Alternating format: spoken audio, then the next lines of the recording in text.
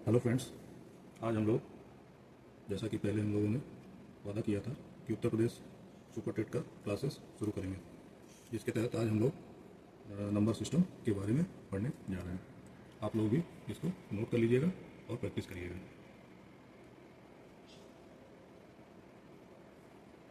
Number system, संख्या पद्धति। देखिए, संख्या पद्धति में सबसे पहले अंक, नंबर्स क्या हैं।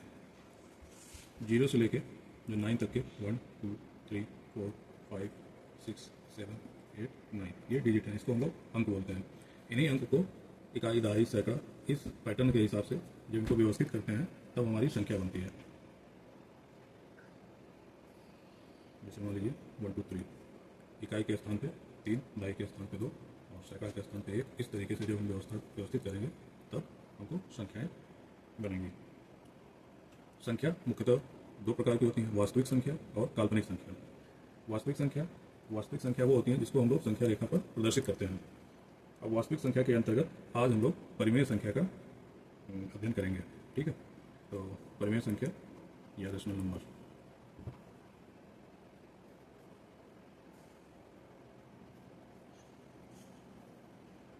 परिमेय संख्या क्या है? परिमेय संख्या को हम लोग दो पूर्णांकों के अनुपात को हम लोग परिमेय संख्या कहते हैं। चलिए हम लोग लिख देते हैं।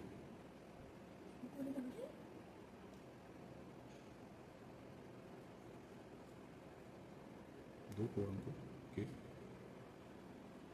अनुपात को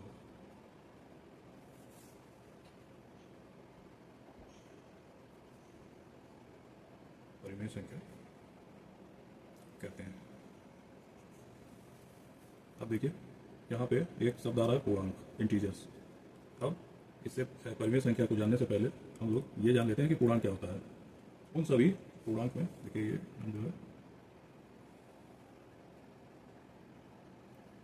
ये जीरो है, ठीक है, -1 -2 -3 -4 -5 3 4 5 और इधर ये पॉजिटिव पूर्णांक 1 2 3 4 5। ये हमारा जो है नंबर लाइन है। इस पे जो है जीरो, हमारा जो, ये सारे पूर्णांक हैं जिसमें जो जीरो जो है वो हमारा जो है न तो धनात्मक है ना ऋणात्मक है। ठीक है, और ये सब हमारे धनात्मक पूर्णांक हैं। 1 2 3 4 5 ऐसे एंड सो ऑन अनंत तक चला जाएगा। ये सभी हमारे धनात्मक पूर्णांक हैं। और जीरो के इधर जो है -1 -2 -3 -4 -5 ये चला जाएगा अनंत तक, तो ये हमारे ऋणात्मक पूर्णांक हैं। तो पूर्णांक क्या हुआ? उन सभी पूरी संख्या को पूर्णांक कहते हैं जिसमें शून्य, धनात्मक, ऋणात्मक संख्याएं शामिल होती हैं, वो सारी संख्याएं पूर्णांक कहते हैं। ठीक है, पूर्णांक में दशमलव या भिन्न संख्याएं शामिल नहीं होती हैं। ठीक है, इतना आप लोग समझ गए। ठीक है, तो अब हम लोग परिमेय संख्या समझ रहे थे। तो दो पूर्णांकों के अनुपात को परिमेय संख्या कहते हैं। ठीक है, और इसको हम लोग P/Q, तो यहाँ पे P और Q दोनों पूर्णांक होंगे। पूर्णांक मतलब धनात्मक संख्या, और जीरो भी पूर्णांक है, और ऋणात्मक संख्या। ठीक है, तो Q यहाँ पे जीरो नहीं होना चाहिए। ठीक है, परिमेय संख्या को फिर से एक बार समझ लेते हैं। जिस संख्या को भिन्न के रूप में हम लोग लिख सकते हैं, ठीक है, और भिन्न तो आप लोग जानते होंगे कि अंश बटे हर, वो भिन्न कहते हैं। और भिन्न में भी उचित भिन्न, अनुचित भिन्न, मिश्रित भिन्न, ये जब हम लोग भिन्न वाला पार्ट पढ़ेंगे तो उसके बारे में जानेंगे। अभी आप यही समझ लीजिए, यहाँ पे हर जो है वो हमारा जीरो नहीं हो सकता परिमेय संख्या। ठीक है, आइए इसके हम लोग परिमेय संख्या के कुछ उदाहरण से समझते हैं। ठीक है, जैसे 1/2। ठीक है, ये हमारा परिमेय संख्या है। 3/4, कुछ भी मान लीजिए। 5 को हम लोग भिन्न के रूप में लिख सकते हैं, बिल्कुल लिख सकते हैं। ठीक है, ये भी हमारा परिमेय संख्या है। और 0.5 भी परिमेय संख्या है। ठीक है, अब जैसे माइनस के में भी पूर्णांक माइनस के भी संख्या है, तो हम लोग माइनस में भी ये हमारा पूर्णांक हो सकता है। ये सारी संख्याएं जो है परिमेय संख्या है। ठीक है, दो को भी हम लोग परिमेय संख्या मान सकते हैं। हाँ बिल्कुल, 2 भी हमारी परिमेय संख्या है, जीरो भी हमारी परिमेय संख्या है। ठीक है, ये सभी इसी के उदाहरण हैं। दशमलव प्रसार, परिमेय संख्याओं में दशमलव प्रसार के बारे में हम लोग पढ़ेंगे। दशमलव प्रसार, परिमेय संख्याओं में दशमलव प्रसार शांत होता है।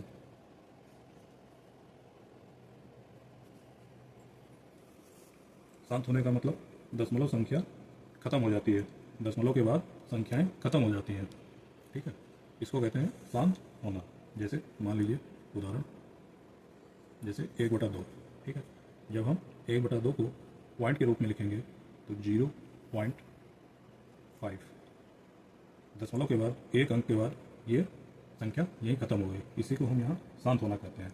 ठीक है, जैसे 3/4 को ले लीजिए, इसकी वैल्यू निकलेगी 0.775। इसके बाद ये यहाँ पे शांत हो गई, यानी दशमलव के बाद एक अंक, 2 अंक, 3 अंक या 4 अंक के बाद संख्याएं खत्म हो जाएं, उसी को हम लोग शांत होना कहते हैं। तो इस टाइप की जो संख्याएं होंगी वो हमारी परिमेय संख्याएं होंगी। ठीक है, चलिए अब इसी दशमलव प्रसार में अगर कोई संख्या है जिसमें दशमलव के बाद अंक बार बार, दशमलव के बाद अंक बार बार आ रहा है, अगर आएगा तब भी वो संख्या हमारी परिमेय संख्या होगी। जैसे मान लीजिए इसका उदाहरण देखते हैं 1/3। ठीक है, जब इसको हम लोग दशमलव में लिखेंगे तो 0.333। अब ये संख्या दशमलव के बाद खत्म नहीं होगी, ये ऐसे ही चलती चली जाएगी एंड सो ऑन, अनंत तक चलती चली जाएगी। लेकिन यहाँ पे देखिए, जहाँ पर शांत हो रहा था वहाँ पे दशमलव के बाद 1 या 2 अंक के बाद वो संख्या खत्म हो जा रही थी। लेकिन यहाँ पे क्या है कि अंक बार बार आ रहा है, एक ही अंक जो है ये देखिए बार बार 3333 आता चला जा रहा है। ठीक है, तो इस टाइप की जो संख्याएं होंगी वो भी हमारी परिमेय संख्या होंगी। ठीक है, यहाँ दशमलव का जो भी, दशमलव के बाद जो भी अंक आएंगे वो एक निश्चित पैटर्न में आएंगे। ठीक है, चलिए यहाँ लिख देते हैं, यहाँ दशमलव अंकों का कोई पैटर्न बार बार दोहराता है। ठीक है, इसको यहाँ पे अशांत आवर्ती। ठीक है,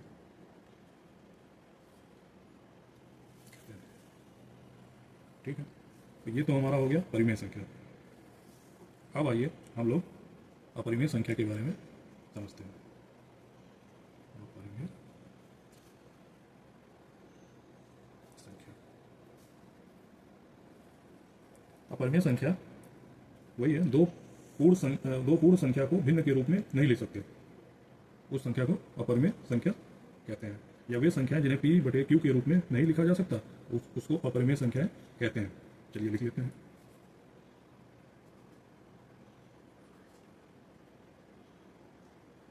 दो पूर्ण संख्या को भिन्न के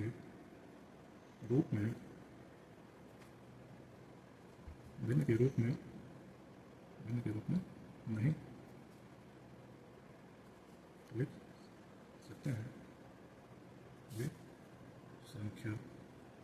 वे संख्याएं अपरिमेय संख्या कहलाती हैं। वे संख्या जिन्हें P/Q के रूप में नहीं लिखा जा सकता। ठीक है, वो संख्या हमारा P/Q के रूप में नहीं लिख सकते। ठीक है, वो संख्या हमारी अपरिमेय संख्या या इरेशनल नंबर कहलाएंगी। ठीक है, आइए उदाहरण से समझते हैं। जैसे कि √2। ठीक है, ये हमारी अपरिमेय संख्या है। √3 ये भी हमारी अपरिमेय संख्या है। √5 ये भी हमारी अपरिमेय संख्या है। देखिए √4 जो है वो 4 पूर्ण वर्ग संख्या है। जब वो रूट के बाद उसका वैल्यू निकलेगा वो 2 हो जाएगा, और वो 2 जो होगा वो हमारी परिमेय संख्या हो जाएगी। ठीक है, यानी कहने का मतलब ये है कि जो पूर्ण वर्ग वाली संख्याएं होंगी वो संख्या हमारी परिमेय संख्या होगी। ठीक है, और इसके बाद √7। ठीक है, और ये पाई। ठीक है, पाई भी हमारी अपरिमेय संख्या है। ये पाई जो है 2-3 बार उत्तर प्रदेश पात्रता परीक्षा में पूछी गई है कि पाई परिमेय संख्या है या अपरिमेय संख्या है। ठीक है, √2 की जो वैल्यू है वो 1.4142 है। ठीक है, √3 की जो वैल्यू होती है 1.732 ये आगे ऐसे चलती चली जाएंगी, ठीक है। और इसका जो दशमलव प्रसार होता है, आइए वो भी हम लोग समझ लेते हैं।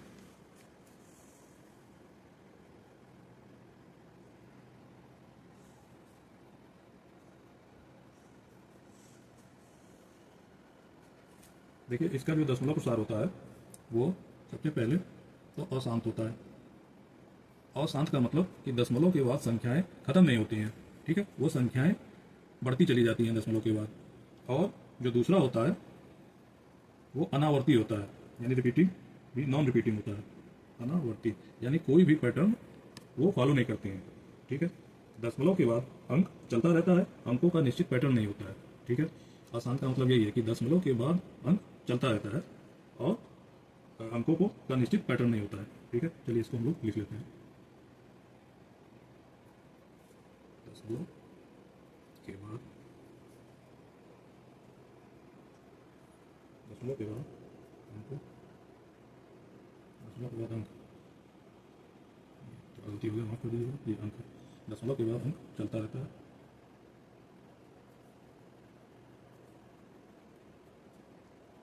तथा अंकों का कोई निश्चित पैटर्न नहीं होता है। जैसे अभी हम लोगों ने अभी ये √2 की जो वैल्यू लिखा था वो 1.4142, ठीक है। ऐसे ही ये जो है ये खत्म नहीं होगा, ये दशमलव के बाद जो है ये जो अंक आ रहे हैं ये खत्म नहीं होंगे, ये चलते चले जाएंगे, ठीक है। ये खत्म नहीं होंगे, इनको हम लोग भाग देंगे तो ये आगे आते ये वैल्यू आगे आती चली जाएगी। और इसका कोई भी निश्चित दशमलव के बाद कोई भी निश्चित पैटर्न नहीं है, ठीक है। दशमलव के बाद कोई भी अंक का निश्चित पैटर्न नहीं है, इसलिए इस प्रकार की जितनी भी जो संख्याएं हैं वो हमारी अपरिमेय संख्याएं होंगी, ठीक है। जैसे √3 का भी ले लीजिए 1.732, ठीक है। ऐसे इसकी भी वैल्यू आगे तक चली जाएगी, यानी कि दशमलव के बाद अंक शांत नहीं होंगे और ना ही ये कोई एक निश्चित पैटर्न फॉलो करेंगे, ठीक है। ऐसे ही एक पाई क्या भी समझ लेते हैं 3.141592, ठीक है। ऐसे ये भी जो है इसकी भी दशमलव के बाद अंक शांत नहीं होंगे, आप जितनी बार भाग देंगे कोई नई संख्या आती चली जाएगी, ठीक है। तो और कोई ये जो दशमलव के बाद जो संख्याएं आ रही हैं ये अनावर्ती हैं, ठीक है, अनावर्ती हैं। और ये दशमलव के बाद जो संख्याएं आ रही हैं वो किसी भी निश्चित पैटर्न को फॉलो नहीं करेंगी। तो इस प्रकार की जो संख्याएं होंगी हमारी, तो संख्याओं अपरिमेय संख्या कहलाएंगी, ठीक है। आशा करते हैं कि आप लोग जो है परिमेय संख्या और अपरिमेय संख्या समझ चुके हैं। चलिए यहाँ पे हम एक जो है निष्कर्ष लिख देते हैं, ठीक है।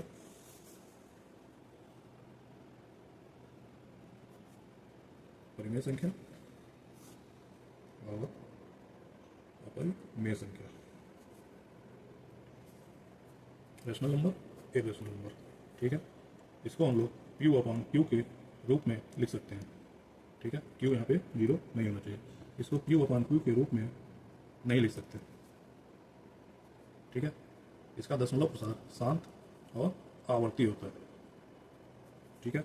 इसका दशमलव प्रसार अशांत और अनावर्ती होता है, ठीक है। इसके उदाहरण 1/2, 3, कुछ भी ले लीजिए, 0.7। इसके उदाहरण है √3, √2, √3 और पाई, ठीक है। और जो दशमलव प्रसार में अगर देखें तो 0.5 या 0.33, ठीक है। और इसमें जो है 1.4142, ठीक है। यहाँ पे एक चीज़ और समझने वाला है कि जो संख्या पूर्ण वर्ग होंगी, पूर्ण वर्ग संख्या, पूर्ण वर्ग संख्या का वर्गमूल, जैसे मान लीजिए 4 का वर्गमूल, ये 4 जो है पूर्ण वर्ग संख्या है, इसका वर्गमूल होगा 2, ठीक है। तो यहाँ पे 2 हमारी परिमेय संख्या है। उसी प्रकार से जैसे 9 है तो 9 हमारी पूर्ण वर्ग संख्या है, तो 9 का वर्गमूल जो है 3 होगा, 3 भी हमारी परिमेय संख्या है, ठीक है। इसी प्रकार से 16 का वर्गमूल 4 होगा, ठीक है। तो ये सब हमारी परिमेय संख्याएं हैं, ठीक है। इसी जगह पे वे संख्या जो पूर्ण वर्ग नहीं है, जैसे √2, √3, √5, ये पूर्ण वर्ग नहीं है, ये संख्या पूर्ण वर्ग नहीं है, इसलिए अपरिमेय है, अपरिमेय है। चलिए, अगर आप लोगों ने इतना समझ लिया है तो ये हमको उदाहरण दे रहा हूँ, ये आप लोग बताने का प्रयास करिए कि ये संख्या कौन सी है।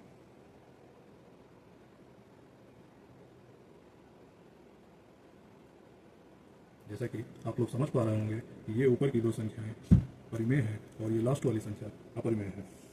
धन्यवाद।